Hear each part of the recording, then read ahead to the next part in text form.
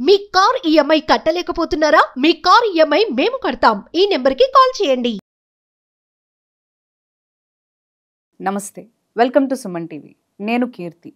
First మీకు ఒక audio వినిపిస్తాను. మీకు పోలీసులు, సిబిఐ, కస్టమ్స్ లేదా జడ్జిల నుండి తెలియని నంబర్ల నుండి వీడియో కాల్స్ వస్తే భయపడకండి. వారు సైబర్ నేరగాళ్లు కావచ్చు. వాటిని వెంటనే national cyber help line number 1930 ద్వారా రిపోర్ట్ చేయండి. హోం మంత్రిత్వ శాఖ జారీ చేసింది. ఇప్పుడు విన్నారు కదా ఈ ఆడియో. మనం ఇలాంటి ఒక ఆడియో కరోనా టైంలో విన్నాం. గవర్నమెంట్ మనకి అలర్ట్గా ఉండడానికి, అంటే కరోనా సేఫ్టీ మెజర్స్ ఇస్తూ గవర్నమెంట్ మనకు అలాంటి ఆడియో అనేది పాస్ చేయడం జరిగింది. అలాగే ఇప్పుడు కూడా మనకి ఈ టైమ్స్లో రీసెంట్గా ఎక్కువగా ఈ ఆడియో అనేది ఎవరికి కాల్ చేసినా కానీ మనకు వస్తుంది. అంటే ఇది సైబర్ క్రైమ్స్ గురించి ఎంత అలర్ట్ వాళ్ళు ప్రమోట్ చేయడానికి, అంటే అలర్ట్గా ఉండడానికి గవర్నమెంట్ అనేది పాస్ చేసినా కానీ చాలామంది ఇప్పుడు చూస్తున్నట్లయితే మనకి చాలా సైబర్ క్రైమ్స్ జరుగుతూ ఉన్నాయి. సో చాలామంది ఇంత అలర్ట్ పాస్ చేసినా కానీ ఈ సైబర్ క్రైమ్కి మోసపోతూ ఉన్నారు.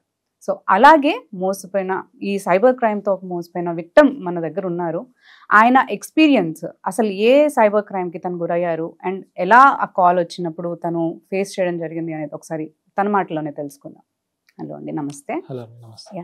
ఎలా మీకు అంటే ఇలా కాల్ ఏదన్నా వచ్చిందా, లేకపోతే ఏం క్రైమ్ మీరు ఫేస్ చేశారు? రీసెంట్గా ఒక ఇన్స్టాగ్రామ్ రీల్స్ చూస్తున్నప్పుడు ఒక వెబ్సైట్ చూసా.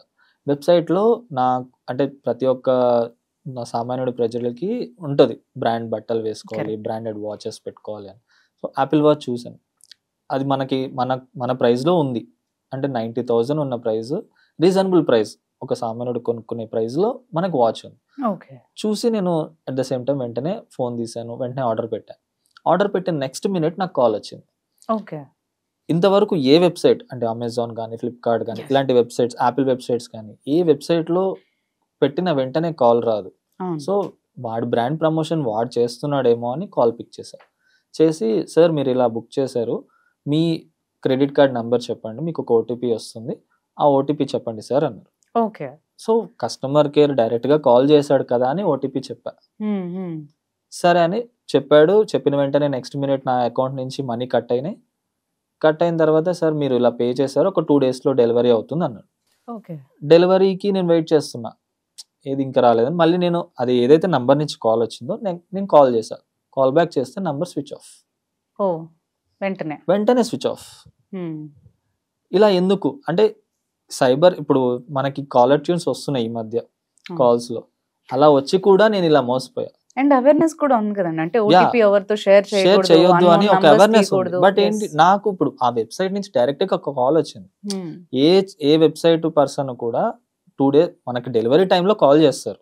బట్ వెబ్సైట్ నేను బుక్ చేసిన నెక్స్ట్ మినిట్ కాల్ చేశాడు అంటే ఇట్స్ ఎ జెన్యూన్ పర్సన్ అని నమ్ముతాం. ఇంత అవేర్నెస్ ఉండి కూడా బట్ మనం చిన్న మిస్టేక్స్, అంటే ఇక్కడ మనం చేసే మిస్టేకే ప్రాబ్లం అవుతుంది. ఇలా జనాలు ఎవరు చెప్పరు. బికాస్ ఏంటి అంటే, అరే నువ్వు ఇంత చదువుకుని కూడా నువ్వు మోసపోయావారా అని అంటారు. పక్కన వాళ్ళకి అయిన వెంటనే మనం అంటాం, అరే ఏంట్రా అన్ని నిమ్ముతావా, ఓటీపీ చెప్తావా ఏంటి, మనతో అంటారు. మనం అంటాము. మన దగ్గరకు వచ్చినప్పుడు ఆ టైంలో ఆ కొంచెం ఆలోచన అనేది మనం మిస్ అవుతాం. అంటే ఆ సెకండ్ లో మనకి కాల్ వచ్చింది అంటే జెన్యూన్ పర్సనే. సో వాడి ప్రమోషన్ కోసం వాడు కాల్ చేసి కస్టమర్ ఫీడ్బ్యాక్ కోసం ఇంతలా డీటెయిల్ గా అడుగుతున్నాడు అని మనం అనుకుంటాం. బట్ ఈ అవేర్నెస్ జనాలు ఎవరు కూడా, చాలా మంది మోసపోయి ఉంటారు, బట్ ఎవరు కూడా ఇలా వచ్చి ఇలా జరిగింది నాకు అని చెప్పారు. బికాస్ ఏంటి అంటే వాళ్ళకు ఒక ఫీలింగ్, అంటే జనాలు అంటే ఫ్రెండ్స్, అంటే ఫ్రెండే అంటాడు, అరే నువ్వు ఇలా మోసపోయావు అన్న వర్డే జనాల్లో ఏమవుతుంది, అరే ఒక ఫ్రెండ్ నా ఫ్రెండే మోసపోయాడు అని చెప్పి వాడు అవేర్నెస్ చేస్తాడు. అది ఆ వర్డ్ అనేది వెళ్తుంది. మనకి పక్కన వాళ్ళకి షేర్ చేసుకోవడానికి ఎప్పుడైతే మనం ఫేస్ చేస్తామో ఆ సిచ్యువేషన్, పక్కన వాళ్ళకి అది షేర్ చేసుకోవడానికి చాలా మంది భయపడుతూ ఉంటారు. బట్ మీరు ఇంత ధైర్యంగా వచ్చి మీరు ఎందుకు ఇక్కడ చెప్పడం జరుగుతుంది? ఇది నాకు ఫస్ట్ టైం కాదు, సెకండ్ టైం జరిగింది. Second time? యా. బట్ అంటే ఇలా ఇంకొకరికి జరగొద్దు. జనాలు చాలా మందికి ఇలా జరుగుతూ ఉంటుంది, బట్ వాళ్ళు వచ్చి చెప్పడానికి కెమెరా ముందు కానీ అవేర్నెస్ కానీ ఇవ్వరు. అంటే ఫ్రెండ్స్ అనే వాళ్ళు ఎవరైనా సరే, ఫ్రెండ్స్ అనే కాదు, రిలేటివ్స్ అనే కాదు, ఎవరైనా సరే వచ్చి నువ్వు ఇలా మోసపోయావారా అని ఒక రిమార్క్ పడుతుంది. కానీ ఎందువల్ల ఇదైంది అనేది మనం ఒక జనాల్లో అవేర్నెస్ తీసుకెళ్ళాలి అని ఎవ్వరూ చూడరు. సో ఆ అవేర్నెస్ నేను జనాల్లోకి చెప్పాలి. అంటే నాకు జరిగిన సిచ్యువేషను ఇప్పుడు నా ఫ్రెండ్స్ కాదు, ఇక్కడున్న అంటే మన ప్రజల్లో కానీ ఎవ్వరికి జరగొద్దు అని. అనే సిచ్యువేషన్ ని నేను చెప్పాలి. ఇంత మనకు అలర్ట్స్ వస్తున్నాయి, ఇంత సెక్యూర్ గా మనకి గవర్నమెంట్ ఇస్తుంది, బట్ అయినా కానీ ఇలాంటి వాటిల్లో మోసపోతున్నారు. ఇంత అవేర్ ఉండి మనం మంచి జాబ్స్ చేసుకుంటూ ఎడ్యుకేటెడ్ Educated అయ్యి అయ్యుండి కూడా. మనం మోసపోతున్నాం. ఇంకా మీరు ఊహించండి, మనకి ఊర్లలో అస్సలు చదువుకోని వాళ్ళు ఎంత ఎఫెక్ట్ అవుతుండొచ్చు. యా చాలా మంది జరుగుతుండొచ్చు, బట్ అవేర్నెస్ తీసుకురావాలి. సో ఆ అవేర్నెస్ కోసమే నేను డైరెక్ట్ గా తీసుకొచ్చి చూపిస్తున్నాను. నేను డైరెక్ట్ గా తీసుకొచ్చి చెప్తున్నాను, ఇలా జరిగింది నా సిచ్యువేషన్. ఫస్ట్ టైం కాదు, 2 times జరిగింది. ఫస్ట్ టైం మీకు ఏం ఇన్సిడెంట్ జరిగింది? ఫస్ట్ టైం ఏమైందంటే నేను జాబ్ చేస్తూ పార్ట్ టైం ర్యాపిడోస్కి వెళ్తా. ఓకే. సో ర్యాపిడోకి వెళ్ళినప్పుడు ఏమైంది, నైట్ ర్యాపిడో చేస్తున్నప్పుడు ఒక పర్సన్ ర్యాపిడో బుక్ చేశాడు. బుక్ చేసినప్పుడు సార్ వెయిట్ ఆ ప్లేస్కి నేను వెళ్ళా. సార్ లొకేషన్లో ఉన్నాను, సో వెయిట్ చేస్తున్నాను సార్ ఇక్కడ మీకోసం అని కాల్ చేశా. సార్ ఒక 5 minutes వెయిట్ చేయండి వస్తున్నాను అన్నాడు. ఓకే అని వెయిట్ చేశా. 5 minutes అయిపోయిన తర్వాత రిటర్న్ కాల్ బ్యాక్ చేశా. సార్ 5 minutes అయింది ఇంకా రాలేదు సార్ అని చెప్పి కాల్ చేస్తే ఆయన ఏమన్నారు, సార్ ఇక్కడ మా బాబుకి హెల్త్ ఇష్యూ ఉండి నేను హాస్పిటల్లో ఉన్నాను, అక్కడ మా లేడీస్ ఉన్నారు, వాళ్ళు వస్తున్నారు సార్, వాళ్ళని పిక్ చేసుకోవాలి అన్నారు. ఓకే ఫైన్ సార్ అన్న, బట్ చాలాసేపు అయింది సార్, మీరు ర్యాపిడో క్యాన్సిల్ అన్నా చేయండి, ఆర్ఎల్స్ కొంచెం ఫాస్ట్గా రండి సార్, నేను వేరే ర్యాపిడో అన్న బుక్ చేసుకోవాలి, వేరేదన్నా నాకు ఆర్డర్స్ వస్తున్నాయి, బుక్ చేసుకోవాలి సార్ అని చెప్పి అన్నాను.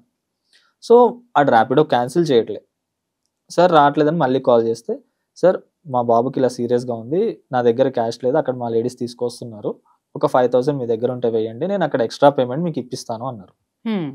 ఫైన్ ఓకే అంటే నేను ఆలోచించాను, బికాజ్ ఏంటి ఇప్పుడు సైబర్ క్రైమ్స్ ఇలా జరుగుతున్నాయి, ఆ పర్సన్ జెన్యూనా కాదని మనం కూడా ఆలోచించాలి. పిల్లాడికి హెల్ప్ అవుతుంది అన్న ఒక రీజన్ తోటి సరే అని పే చేసిన 5 minutes సార్ మీకు పేమెంట్ వచ్చిందని చెప్పాను. ఓకే అన్నారు సార్ ఒక 5 minutes వస్తున్నారు సార్ మా లేడీస్ అన్నాడు. వెయిట్ చేస్తున్నా లొకేషన్లో, సార్ ఇంకా రాలేదని కాల్ చేస్తే next minute phone switch off.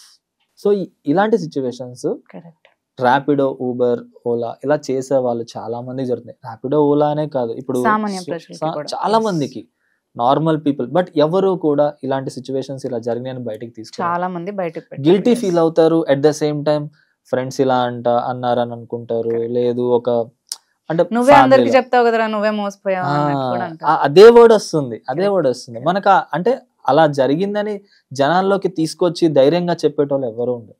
అలాంటి సిచ్యువేషన్స్ వచ్చినప్పుడు ఎలా ఒక జనాల్లో అవేర్నెస్ తీసుకురావాలి, సో దానికోసం మీరు వచ్చి చెప్పడం జరిగింది. సో ఇట్ వాజ్ లైక్ చాలా అప్రిషియేట్ చేయాల్సిన విషయం. ఎందుకు మీరు ఫేస్ వచ్చి అందరికి చెప్పి షేర్ చేసి అండ్ అవేర్ అవ్వాలి అని అందరికీ కూడా మీరు చెప్తున్నారు.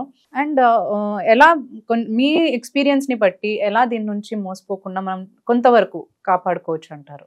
సింపుల్, ఇప్పుడు మనకి కాలర్ ట్యూన్స్ వస్తున్నాయి, మనం ఒక కాల్ చేస్తున్నప్పుడు ఒక కాలర్ ట్యూన్స్ వస్తున్నాయి అంటే గవర్నమెంట్ అనేది ఇండికేషన్స్ ఇస్తుంది. సో అవి చాలా మంది పాటించట్లేదు.